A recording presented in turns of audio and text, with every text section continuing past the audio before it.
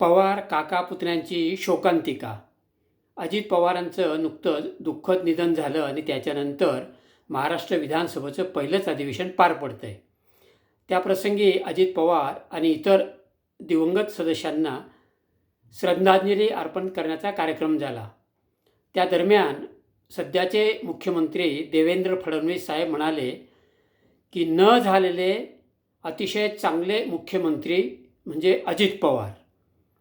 म्हणजे अजित पवार जर मुख्यमंत्री झाले असते तर अतिशय चांगलं काम त्यांनी केलं असतं.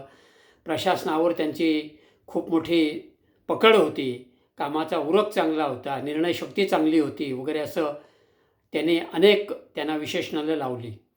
आणि देवेंद्र फडणवीस असेही म्हणाले की ते माझे अतिशय चांगले मित्र होते, जवळचे मित्र होते.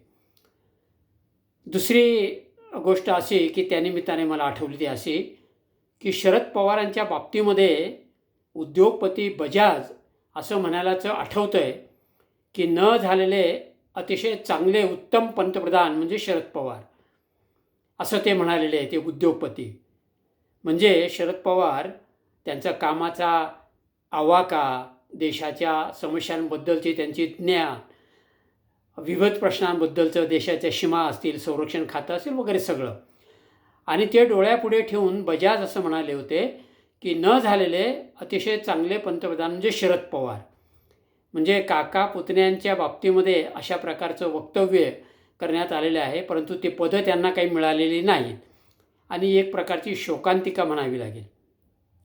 दुसरी शोकांतिका अशी दिसते की अजित पवारांची मुंबईमध्ये जी काही शोकसभा झाली त्या शोकसभेला शरद पवार उपस्थित राहू शकले नाही. त्या दरम्यान त्यांची तब्येत बिघडल्यामुळे त्यांना पुण्यामध्ये उपचारासाठी दवाखान्यामध्ये दाखल करण्यात आलेलं आहे. ही सुद्धा एक प्रकारची शोकांतिकाच म्हणावी लागेल. आणि आता देवेंद्र फडणवीस साहेब म्हणत आहेत की ते खूप चांगले मुख्यमंत्री झाले असते, न झालेले चांगले मुख्यमंत्री वगैरे असं. पण मग 2019ला ती संधी आली होती. 2019ला जो पहाटेचा शपथविधी झाला त्या शपथविधीच्या दरम्यान खरं तर देवेंद्र फडणवीस यांनी अजित पवारांना मुख्यमंत्रीपदाचीच शपथ दिली असती तर फार बरं झालं असतं.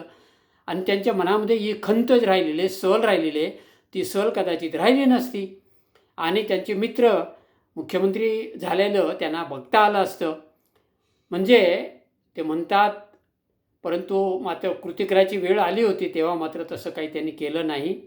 मित्रांनो, मला जे सुचलं, वाटलं, पटलं ते इथे मांडलेलं आहे. डॉक्टर एच एम खैरनार चिंतन आणि मंथन यूट्यूब चॅनलला लाईक, शेअर, सबस्क्राईब करा. जरूर पुढे पाठवून द्या. जय हिंद, जय महाराष्ट्र.